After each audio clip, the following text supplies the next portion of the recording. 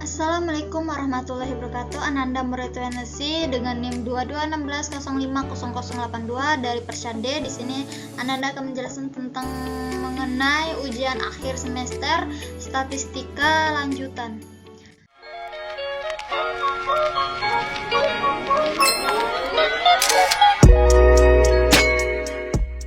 Baiklah, yang pertama kita menguji apakah distribusi data nilai statistika dari 30 mahasiswa jurusan statistika normal atau tidak. Berikut adalah data nilai statistika dari 30 mahasiswa jurusan statistika sebagai berikut. Inilah data-datanya. Kemudian ujilah data di atas menggunakan uji Kolmogorov Smirnov dengan membuat langkah-langkah pengujian hipotesis secara urut dan jelas, mulai dari hipotesis H0 dan H1 hingga kesimpulan dan interpretasinya gunakan alfa 0,05.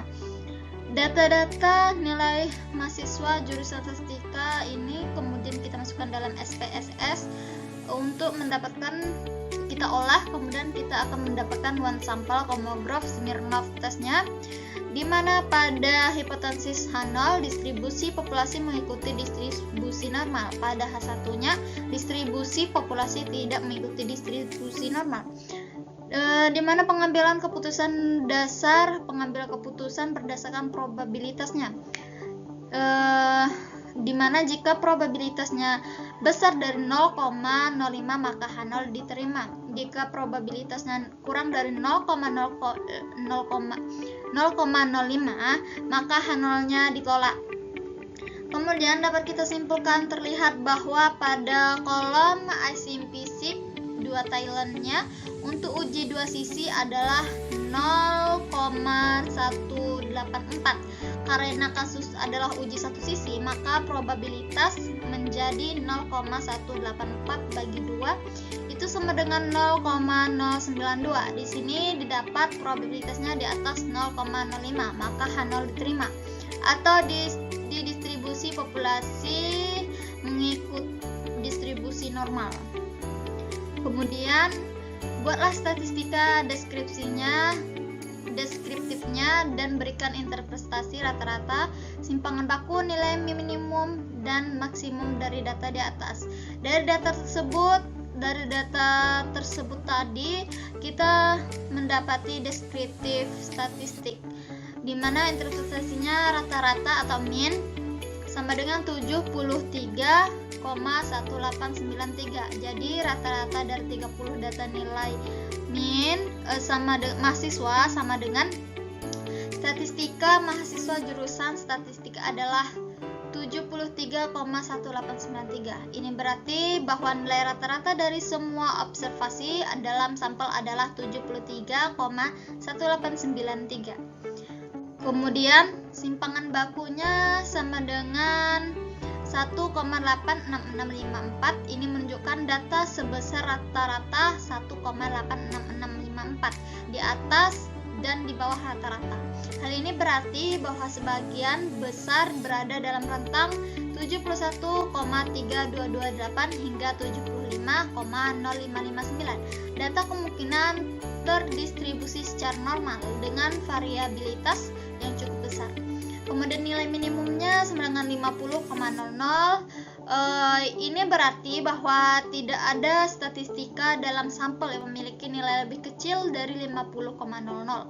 Nilai maksimumnya 86,67. Ini berarti tidak ada nilai statistika dalam sampel yang memiliki nilai lebih besar dari 68,67. Kemudian PT Maju Mundur Informatika atau MMI beberapa bulan ke depan akan gencar-gencarnya mengadakan promosi sebuah aksesoris komputer di berbagai daerah dengan membuka stand di berbagai daerah berikut. Ini data mengenai penjualan, biaya promosi dan luas stand yang dikeluarkan di 15 daerah. Analisis data berikut ini adalah, baiklah, kemudian kita dengan 15 data daerah ini kita masukkan ke SPSS, kemudian kita olah untuk mendapatkan tentukan korelasi antara penjualan Y dan promosi X1 atau disingkat dengan R, Y, X1 dan korelasi antara penjualan Y dengan stand X2 atau disingkat R, Y, X2 serta berikan interpretasinya. Dari hasil data tersebut kita dapatkan korelasinya, di mana korelasi Y dengan X1. Dari hasil perhitungan didapatkan angka korelasi antara penjual dengan promosi yang dihitung dengan koefisien korelasi adalah 0,898. Dilihat dari tabel korelasinya, kita mendapatkan biaya promosinya 0,898. Artinya hubungan kedua variabel tersebut sangat kuat. Korelasi positif menunjukkan bahwa hubungan antara penjualan dengan promosi. Artinya semakin besar jumlah promosi PT Maju Mundur Informatika atau MMI akan membuat jumlah penjualan cenderung akan meningkat. Korelasi Y dengan X2-nya, dari hasil perhitungan didapatkan angka korelasi antara penjual dengan stand yang dihitung dengan koefisien korelasi adalah sebesar 0,9091. Kita bisa lihat di data korelasinya luas stand 9,901. Artinya hubungan kedua variabel tersebut sangat kuat. Korelasi positif menunjukkan bahwa hubungan antara penjualan dengan stand. Artinya jika semakin besar jumlah stand PT Maju Mundur Informatika atau MMI di setiap daerah akan membuat jumlah penjualan cenderung akan meningkat. Kemudian kita menentukan koefisien determinasi R kuadrat dan berikan interpretasinya. Dari data-data tersebut tadi kita mendapatkan model summary dengan interpretasi berdasarkan tabel di atas. Diperoleh nilai koefisien determinasi sebesar 0,949. Kita dapatkan di R squared change. Kemudian atau 0,949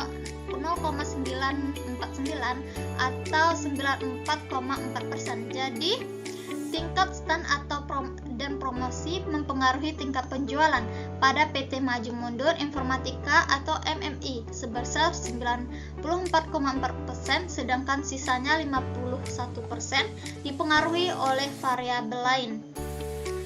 Kita lanjut, kemudian dari data tersebut tadi juga kita mendapatkan koefisiennya, di mana di sini buatlah persamaan regresi linear berganda atau satuan penjualan dalam juta rupiah, promosi dalam juta rupiah, dan stand dalam meter kuadrat, dan berikan interpretasinya dengan lengkap, yaitu jika X1 dan X2 nya 0 maka nilai beta 0 sekian artinya titik-titik. B, jika X1 atau biaya promosi naik 1 juta rupiah maka titik-titik. Yang C, jika X2 atau jumlah stand ditambah 1 meter kuadrat maka titik-titik.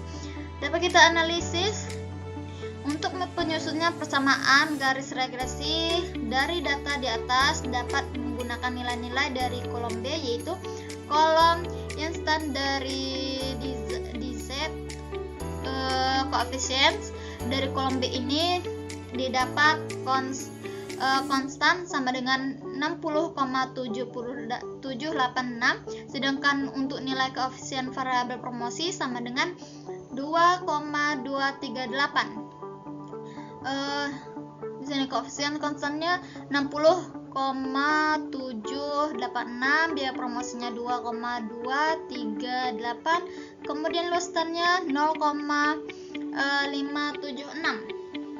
Sehingga dapat disimpulkan persamaan garis regresi seperti ini, yaitu Y sama dengan beta ditambah beta 1 beta 0 ditambah beta 1 kali X1 ditambah beta 2 kali X2.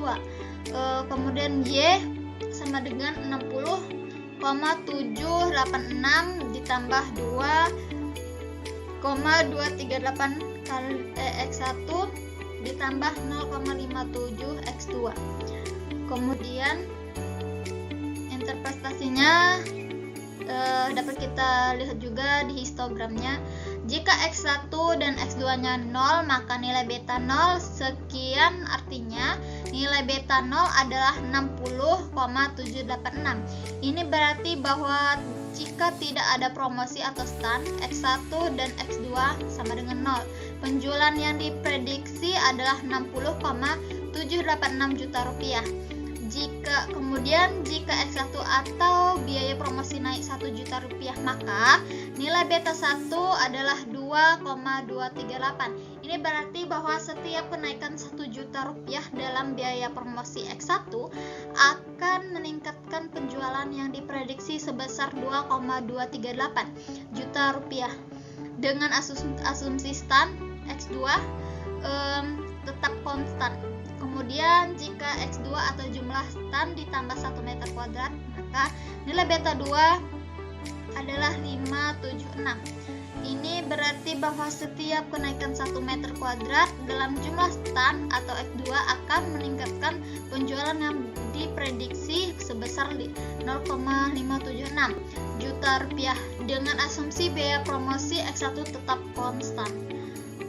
Kemudian buatlah persamaan regresi linear berganda, satuan penjualan dalam juta rupiah, promosi dalam juta rupiah, dan stand dalam meter kuadrat, dan berikan interpretasinya dengan lengkap, yaitu dimana kita dapat memprediksinya tadi di